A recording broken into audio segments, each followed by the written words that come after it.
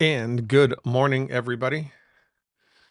Thanks for showing up July 17th. Dr. Peter Glidden, your steadfast advocate for medical freedom and curative medical therapeutics.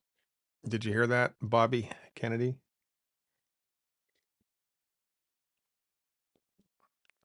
Thanks for showing up. This is my live Q&A for my subscribers and their lucky guests exclusively. If you are watching this on Rumble or YouTube and you would like to join in these reindeer games, please navigate to my website, leavebigpharmabehind.com, become a subscriber, as I only answer questions for my subscribers, and that is only on my website. I'm advertising what I do on Rumble and YouTube to generate interest because people suffer needlessly. Most of the conditions that most people go to the doctor for, most of the time, the medical doctor is completely unable to fix them. They have no idea what causes the problem. They have no idea what to do to cure the problem. They're not trained in curative medicine. So all they can do is throw drugs at it and surgery in order to manage the problem. And look, thank God for lidocaine and insulin, right? It's not the drug, it's how it's used. It's not the gun, it's how it's used. The way that the medical doctors are trained to use the pharmaceuticals is the leading cause of death in the United States, and it's juvenile, quite frankly. Doctors are people who prescribe medicines of which they know little to treat diseases of which they know less in people of whom they know nothing. Fire your medical doctor immediately and seek out alternatives which are science-based and clinically verified. Therapeutics, the intention of which are to support and promote your body's built-in, God-given ability to fix itself. This is an eye-opener for most people. Most people are not aware that curative medicine exists. Most people are not aware that their medical doctors are not trained how to do that. Most people are completely in the dark about all of these distinctions, which is a problem, right? It's a big problem.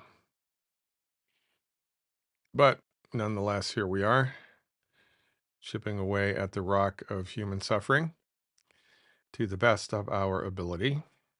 Let's get into the chat room and see what's what. Oh, before I do that, I need to give you my disclaimer.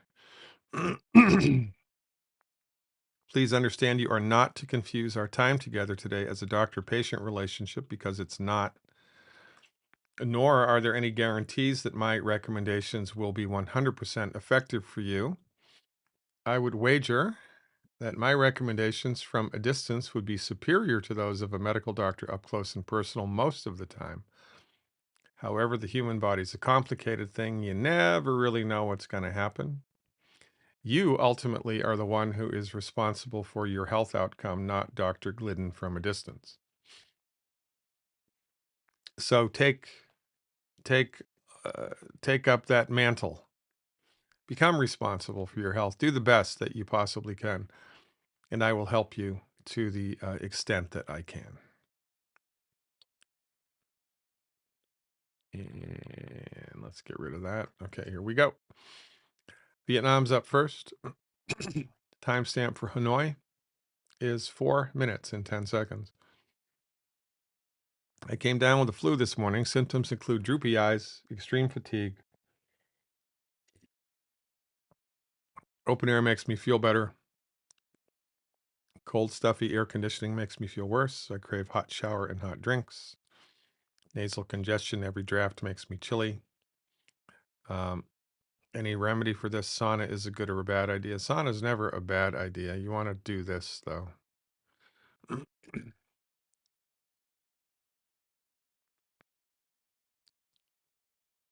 Gelsemium. Homeopathic gelsemium in the 30C potency. Take 2 pellets 4 times a day for 4 days. 2 pellets 4 times a day for 4 days. You might only need it for 3 days. Now, this is what I would do. Remember, eat as little as possible, drink as much as possible. whatever it is that your body's craving, that's where you want to go. Avoid sugar. Eat protein if you can. Soups would be good, right? Fish soup or chicken soup, right? Rice and bean soup. I don't know if that would be good. Chicken or fish soup would be good. And homeopathic gelsemium should seal the deal. Okay. By the way, don't know that you have the flu. That whole thing just makes zero sense. And let me tell you why. Because it's a lighthouse this morning. All right. So remember during COVID, which was a viral, supposedly a viral epidemic, COVID did not limit itself to one part of the world. COVID reached all around the world, right? Because viruses spread through some mechanism. You cough or you sneeze, and the virus goes out and then into somebody else's body, and then it replicates in their body, and then they cough or they sneeze. It goes out into the air, and then somebody inhales it or absorbs it through their skin, and now it's in their body. And before you know it, it's all around the world, thanks to jet aircraft travel, right? That's the theory. That's what we were told. Got to wear your mask, got to social distance, got to stop the spread. So the influenza virus is a virus, like the SARS coronavirus 2 is supposed to be a virus. The influenza is supposed to be caused by the influenza virus. So why is the influenza virus only a factor in the southern hemisphere in the winter months and in the northern hemisphere in the winter months? Why is that?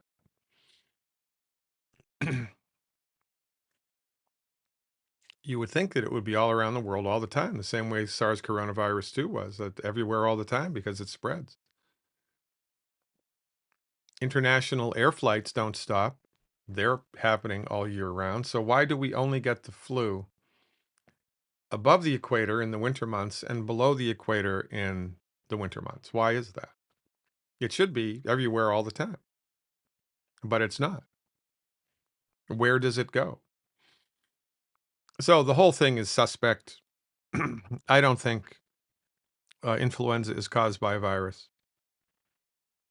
I think influenza is a buildup of toxins in the body, a buildup of crud in the body, which reaches a breaking point. And then there's a weather stress, which kicks the body over the edge into imbalance. And as the body is trying to fix itself, clean itself out, you develop the symptoms of the flu. I think that that's what it is. The viral um, uh, etiology makes zero sense to me at all. Plus the whole thing about viruses is a little shaky anyway. Makes no sense to me how the viruses can, you know, move through the body and end up in certain locations. That makes zero sense to me. But viruses are real is the meme that we've all been fed, and it is the reality by consensus standard of care point of view. And if you oppose this point of view, you're a quack, right? So there's that. I think ginger would be indicated for you. Ginger would be indicated for you as well. Hanoi. Las Vegas is up next. Timestamp for Las Vegas, 9:20. Lydia LV. Good morning. I'm suspecting part of my chronic sinusitis may also be mold related. It doesn't matter what the cause is. The only time the cause matters is if it's a continued exposure. Like you've got bronchitis and you smoke a pack of cigarettes a day, it's probably not a good idea. Right? You've got lung cancer and you work in an asbestos factory without a mask, it's probably not a good idea. More often than not, the exposure is of minimal importance, although sometimes it is. So the only way that you can know to test that is to go somewhere for 3 days Go to a hotel or somebody else's house for 3 days where there's no mold and see if your symptomology gets better. If it does, then yeah, then there's a problem with where you live. But if you go to a different physical environment and you have the same symptoms, it's not mold. It's the best way to kind of understand that. Rarely do we recommend a homeopathic medicine to be taken more than one at a time. Usually, the only time that happens is when there's severe trauma. Like you fall off of a ladder, you bruised your muscles, you broke a bone. We give one medicine for the muscles, one medicine for the bone. It's like that. So for things like this, it's one set of symptoms at a time. Okay. Can you use olive oil if it comes in a tin? No, the only time we recommend olive oil is if you make it yourself at home. You grow the olive plant, you pick the olives off of it, you squeeze the oil out of it, and you eat it immediately. Still can't cook with it. But you can eat it immediately, and that's okay. Or there are some companies that sell olive oil in bottles which have been nitrogenated. So there's no air in the bottle, it's only nitrogen. We're okay with that. All right. Um, but the packaging is irrelevant. What is relevant is what type of air is inside the package with the olive oil. Is it air or is it nitrogen? If it's nitrogen, we're good with it. Our good friend Mariah Doc from Apache Junction is up next. The friendliest hobbit, the happiest hobbit in the world, Mariah Doc. 12 minutes and 12 seconds. It's a short testimonial. It's testimonial time. Ladies and germs. I seem to learn something every time I've been on your campus or peruse your book. The seasonal allergies listed 3 homeopathics. The last one was Wyethia, which stated that the symptom was an itchiness on the roof of the mouth. I had never connected that with allergies at all. I just thought it was weird. And I took it and it worked great. I love my job. And homeopathic medicine is such an effective system of medicine. It's the only curative medicine in the world. Use of a medicinal substance to provoke a cure. And it's a shame what happened to medicine with the hostile takeover by the robber barons in the early 1900s because the homeopaths were sidelined. Had the homeopaths not been sidelined 100 years ago, we would be so far down the road with homeopathy, I don't think any chronic disease would exist. More's the pity. I appreciate the feedback, Mary. Middleborough's up next. It's Brienne from New Bedford. New Bedford. Brienne's one of my clients. 1330. So we started the Nature Muriaticum on Sunday, which is going well. On Monday evening, I started with cold symptoms, sore throat, sinus inflammation, runny nose, and mild chest congestion. By Tuesday afternoon, my sore throat took precedence and is my main symptom of complaint. I've never had a sore throat this bad. Started on the right side and affected the right tonsil. Today, it's more so the whole back of the throat. Tested negative for COVID and strep, but you should never get those tests anyway. I'm okay with the strep test. The COVID test is silly. Very painful to swallow, swollen nodes in the neck. Any help? Yeah.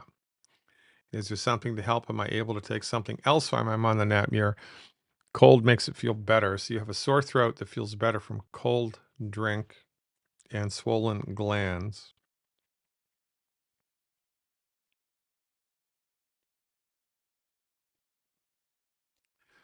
Throat pain, cold ameliorates. Throat pain general. Cold drinks ameliorate. Boom. Oops. I got to open up a new thing. Boom. Swollen glands on the neck.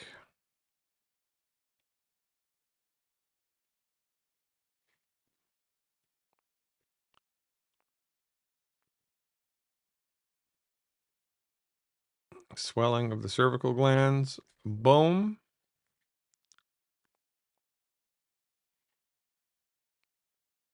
Okay. Green discharge. Expectoration.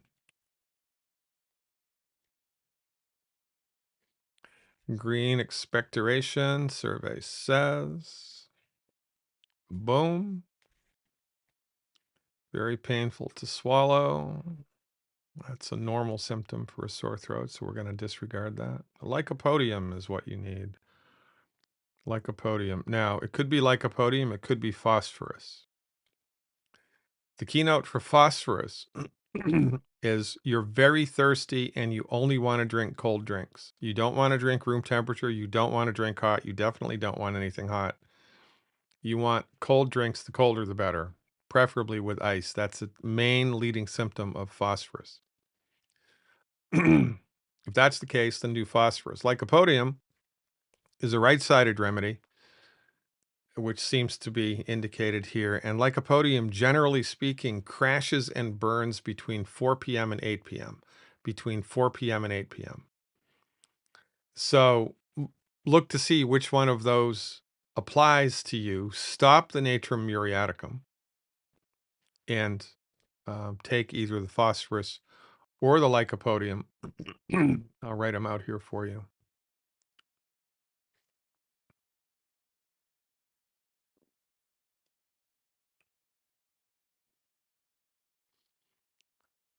Get them both in the 30C potency. The dose would be 2 pellets 4 times a day until you're better. 2 pellets 4 times a day until you're better.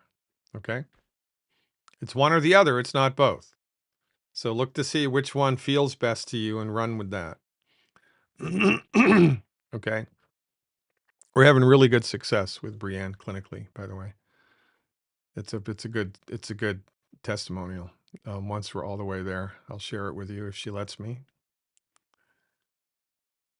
Okay, Gallstone question next, 1715.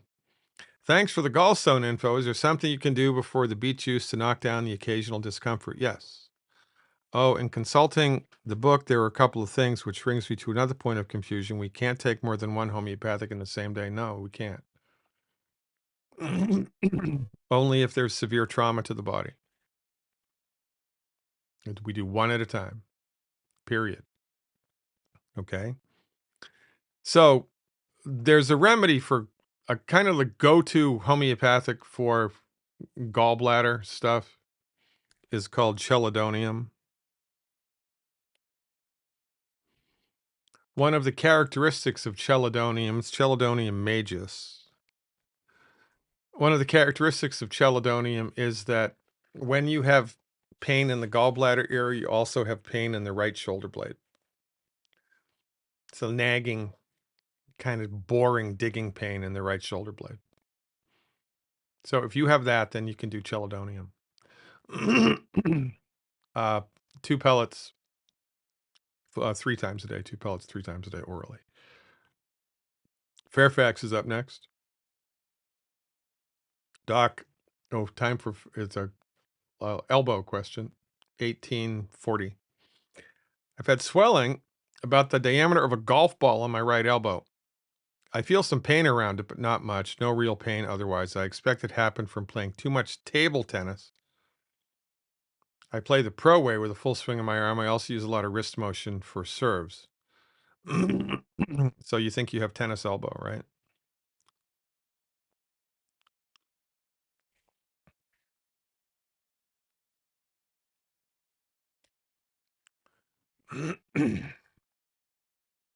Okay.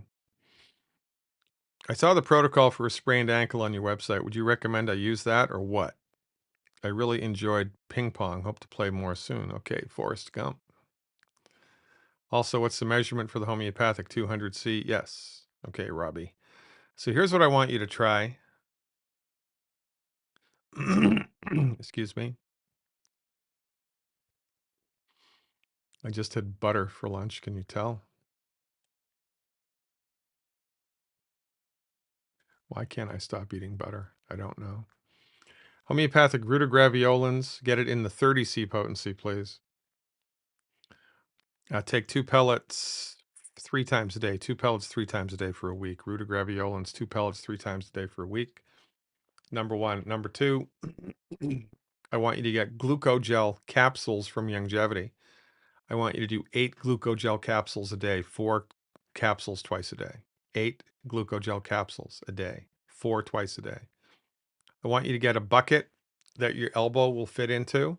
I want you to fill it halfway with ice and the rest with water. And I want you to stick the elbow in it for 3 minutes, 3 times a day. 3 minutes, 3 times a day. More or less. Doesn't have to be exactly 180 seconds, but whatever. And when you take the elbow out, you air dry it. Let it dry in the air. Don't towel it off. Let it dry in the air. Okay?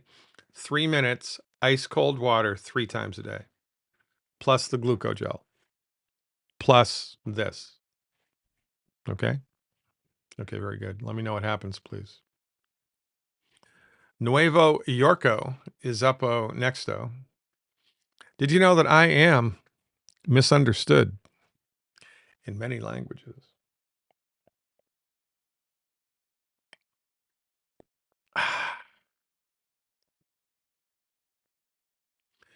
Timestamp for New York, MRI question 2121.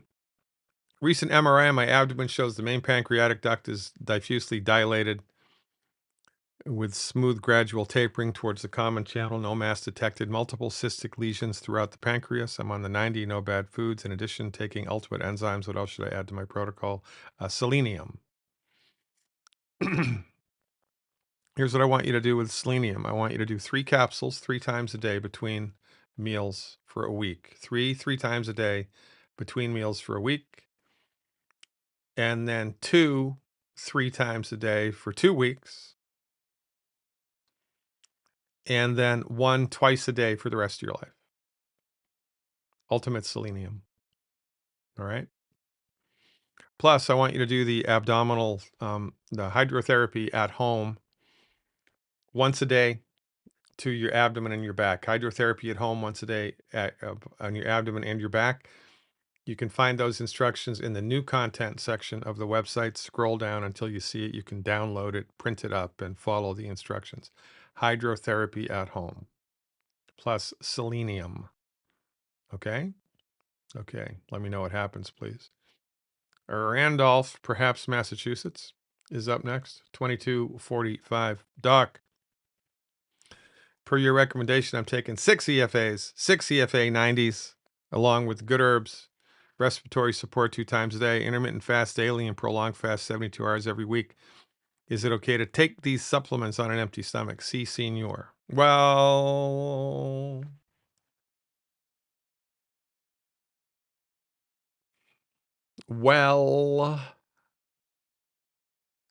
if you do, you're going to be burping up fish oil all day long. So you should probably, when you do the EFAs, have a little food, like a piece of fruit or something, just to facilitate the digestion process. Okay. I mean, you can try doing the fish oil all by itself. You're probably going to get burp back, though, which is going to dissuade you from taking it again. So the only thing we're trying to avoid is the burp back. Okay. So run it up the flagpole, see if it flies.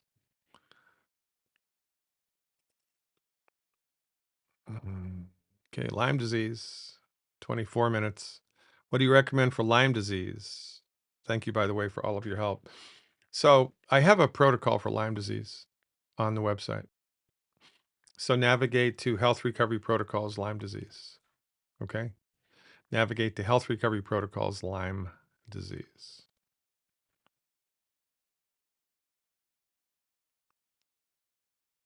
Okay, we have a sty question. Sty question 2424. Doc, I had a sty and search what you recommended. I tried Staphylococcus aureus 30C. I took it and oh boy, it worked. Boom. Ha!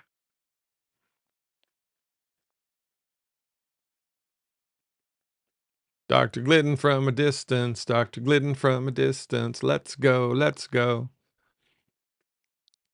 I wasn't sure how many pellets to take, and I just chanced it three times a day. That's okay. It worked and it healed it. What would you recommend to take and how many days to prevent it from getting it again? I had it on the bottom of my lid. I couldn't see, but I felt it. Thank you for making all these videos available. I love it. So you just take it until it goes away, and then you don't take it again. And in the meantime, you do this and you do this for the rest of your life to strengthen your body. You shouldn't, you should only need it again if the sty pops up in the future. And you should purchase the Staphylococcus aureus in the 200C potency or 200 CK. And heaven forbid, if you get another one, use the 200 instead of the 30. And do 2 pellets twice a day of the 200. 2 pellets twice a day of the 200. Okay? How would you treat stress and anxiety? Well, the only way you can treat that is by moving to Mars or the moon. You can't. Life is a great big bowl of stress. You can't get away from it. You can strengthen your body so that it can handle it, and that's why we do this, and that's why we do this. Life is a great big bowl of stress, right? It's political stress, financial stress, aging, weather, uh, Democrats, right? It's all kinds of stress. Microbes, crap in the air, crap in the water, crap in the food, atheists, all kinds of stress all the time. You can't get away from it, but you can strengthen your body so that it handles it better. And this is how we do that. All right. So we do this regularly. And then we do a detox program once a year. We do a parasite cleanse 3-4 times a year on the full moon. And if we get sick with something, we treat it holistically. That's the best way to handle the stress of your life. Okay. Okay, my body slowly shuts down as if I'm weak. I feel like needles are going up into my face. My stomach tightens up. My fingers and entire body locks up. The only thing that works is splashing cold water on my face. Well, so you can, so here's what you can try. Staphylococcus aureus, 200C, 2 pellets morning and evening, every Monday, Wednesday, and Friday for 4 weeks. 2 pellets morning and evening, every Monday, Wednesday, and Friday for 3 weeks. And see if that reduces your stress response. Okay? Okay, very good. Okay, Las Vegas 2.0 is up next, 28 minutes. My husband has cysts on his head most of his adult life. He also gets seasonal boils that are painful as they come to the surface of his neck. Very thick discharge. What can I give him? Oh, that's interesting.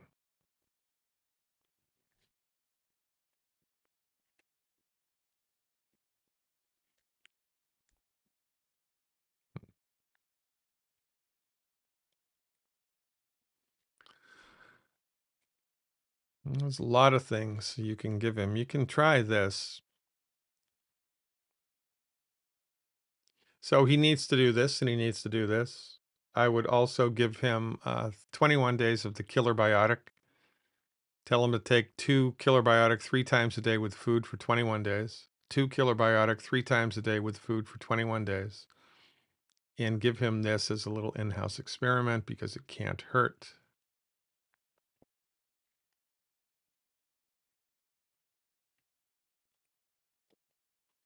Hepar sulfuris calcarea in the 30C potency. Have him take 2 pellets a day for 21 days in a row. 2 pellets a day for 21 days in a row. Okay? Okay.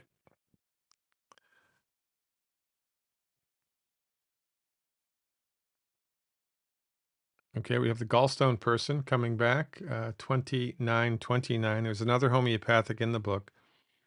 Pain in the right upper quadrant traveling across to the left. Go with that if it applies. You definitely go with whatever yes, the answer is unequivocally yes. Right. I think the name of that remedy was Chilone or something. Can't remember off the top of my head. But if that symptom matches what's happening to you, you go with that remedy. 100%. Okay? Excellent observation, by the way. Oklahoma is up next. 30 minutes. Doc, I did blood work this week and it showed increased bilirubin at 1.4 and the upper limit is 1.2. No, it is not a concern.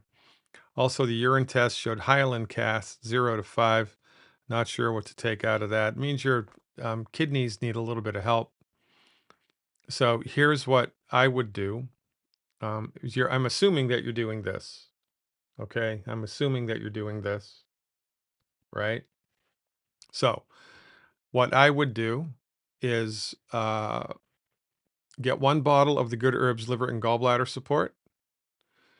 Do 2 mLs, no, do 4 mLs once a day, 4 mLs once a day of the Good Herbs Liver and Gallbladder Support, and get 1 bottle of the Good Herbs Kidney and Bladder Support, and do 4 mLs once a day. So do the liver and gallbladder in the morning, do the kidney at night.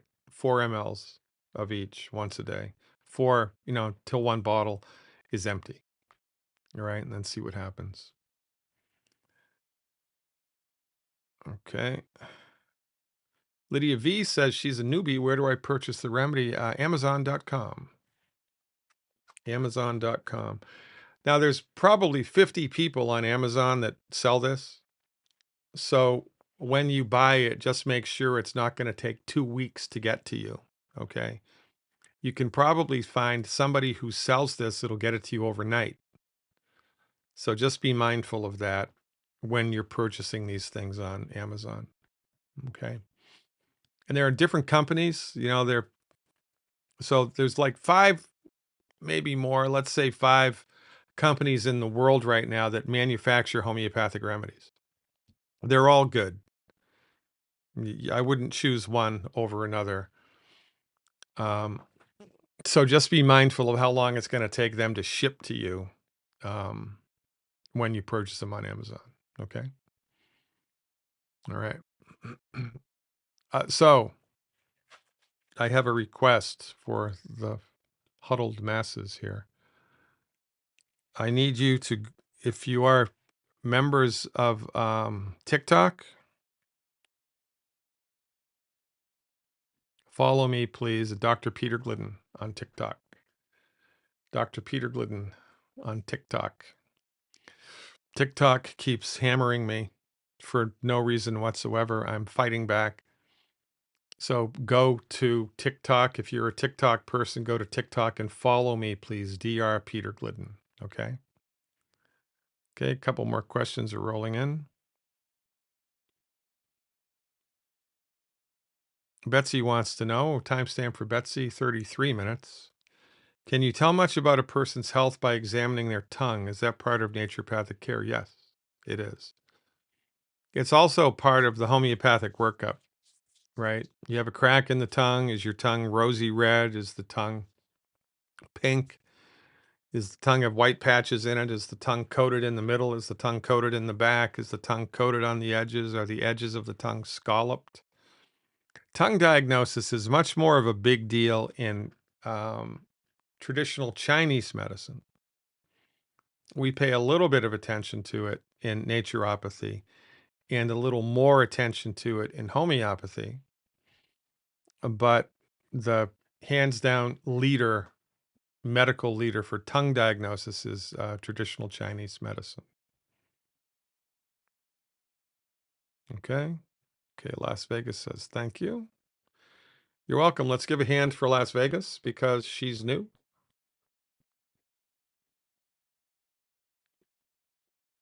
Okay. We got some good testimonials today. That's always fun.